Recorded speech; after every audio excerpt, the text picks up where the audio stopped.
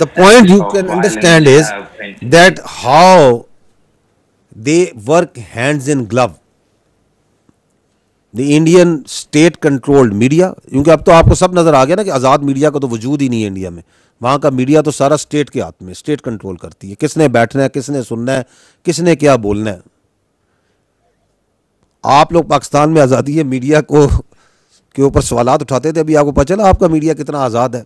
और ये so called जो जमहूरियत है दुनिया की सबसे बड़ी, उसके मीडिया की क्या हालत है।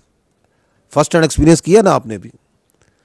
ये बिठाया जाता है, ये मीडिया वहाँ पे, इनको बिठाया जाता है वहाँ पे। अब ये देखिएगा अगली में कि दुनिया के अंदर भी, वेस्ट के अंदर भी इस बारे में लोग क्या कहते हैं, सुनिएगा।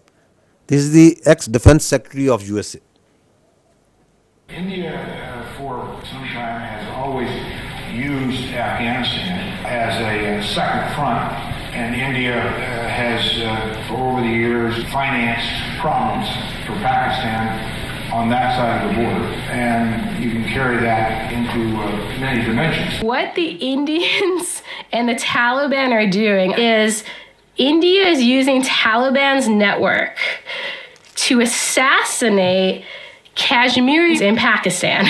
So they've been doing all these hits. So they've been killing all these Kashmiris. They've been killing a bunch of Sikhs. They say the Taliban networks, and then they're doing these assassinations. They're happening all over Pakistan, like in Lahore and Karachi and etc. I don't think there's a question of India engaging in subconventional operations. In fact, I've been public saying that India should do more of this and less of what we just saw. Christian Fair is saying this just few days ago.